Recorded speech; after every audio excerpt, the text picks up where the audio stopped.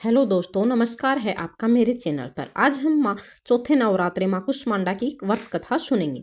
नवरात्रि के चौथे दिन माँ कुष्मांडा की पूजा की जाती है और उनकी महिमा का वर्णन प्राचीन ग्रंथ देवी भागवत पुराण में अत्यंत सुंदर और गुढ़ रूप से किया गया है। यह कथा केवल एक धार्मिक प्रसंग नहीं, बल्कि सृष्टि के आरंभ, ऊर्जा के स्वरूप और देवी की दिव्य शक्ति को समझने वाला गहन आध्यात्मिक कहानी है।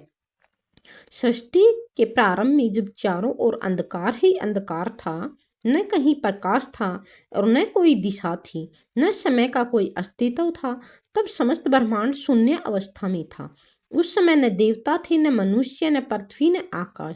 सब कुछ एक निराकार, निरंजीव, मौन अवस्था में स्थित था।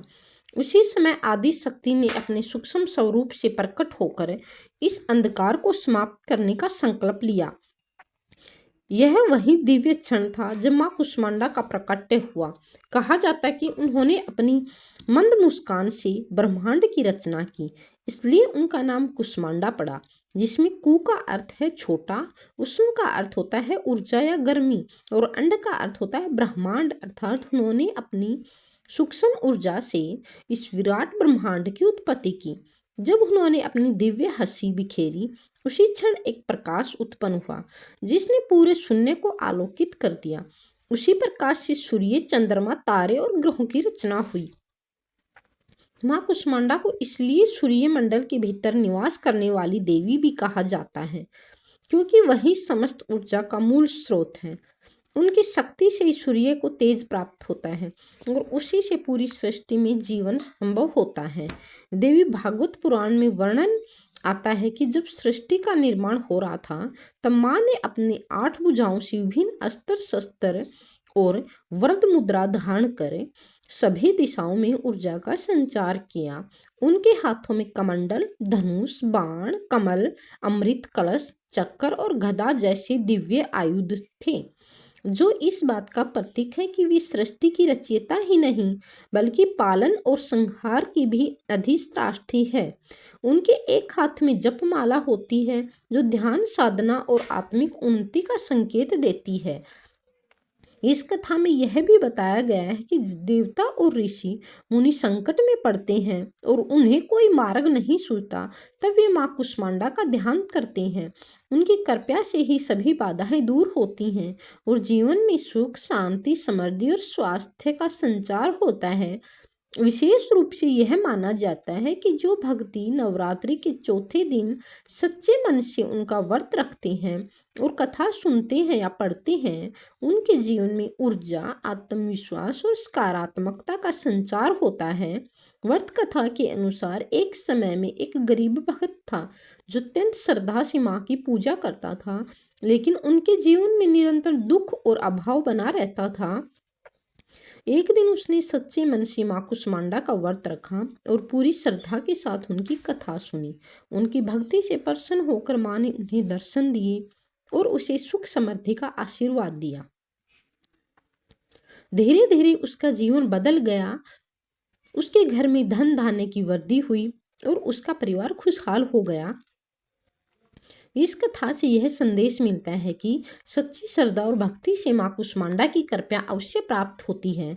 नवरात्रि के चौथे दिन व्रत रखने वाले भक्तों को विशेष रूप से कद्दू का भोग लगाना शुभ माना जाता है, क्योंकि माँ कुष्मांडा शब्द का संबंध कद्दू से जोड़ा जाता है। भोग माँ को अत्यंत प्रिय है और इसे अर्पित करने से देवी प्रसन्न होती है।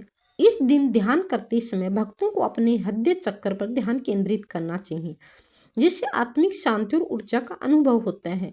यह कथा केवल एक धार्मिक परंपरा नहीं, बल्कि यह हमें यह भी सिखाती है कि जब जीवन में अंधकार हो, निराशा हो और कुछ भी समझ में न आए, तब हमें अपनी आंतरिक शक्ति को पहचानना चाहिए, क्योंकि वही शक्ति हमें आगे बढ़ने का मार्ग दिखाती है। माँ कुष्मांडा उसी आंतरिक ऊर्जा का प्रतीक है जो हर व्यक्ति के भीतर विद्वान हो। नवरात्रि के चौथे दिन की रात थी। चारों ओर दीपों की हल्की रोशनी, धूप की सुगंध और जय माता की दी की गूंज वातावरण को पवित्र बना रही थी।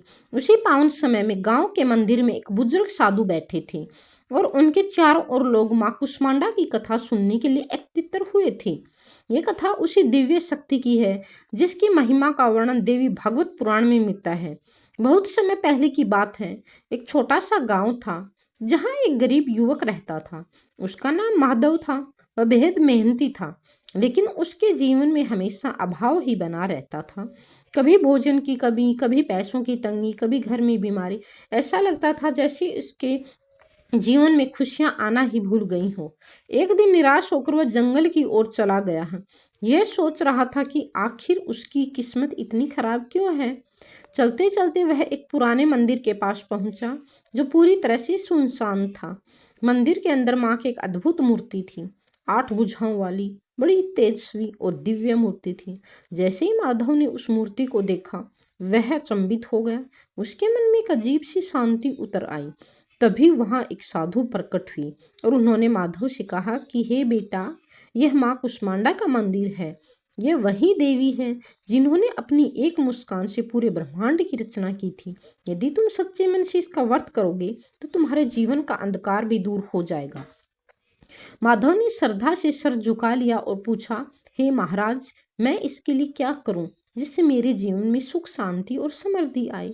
साधु ने कहा, नवरात्रि के चौथे दिन व्रत रखो, माँ का ध्यान करो और उनकी कथा सुनो। सच्चे मन से भक्ति करोगे तो माँ अवश्य प्रसन्न होगी। माधव ने वही किया। नवरात्रि का चौथा दिन आया। उसने सुबह से व्रत रखा, पूरे दिन माँ का नाम जपता रहा और शाम को उसी मंदिर में दीप जलाकर बैठ गया। उसने आंखें बंद की और माँ को याद करने लगा।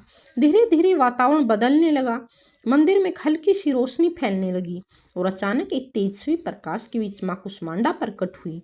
उनका स्वरूप इतना दिव्य था कि माधव की आंखों में आंसू आ गए।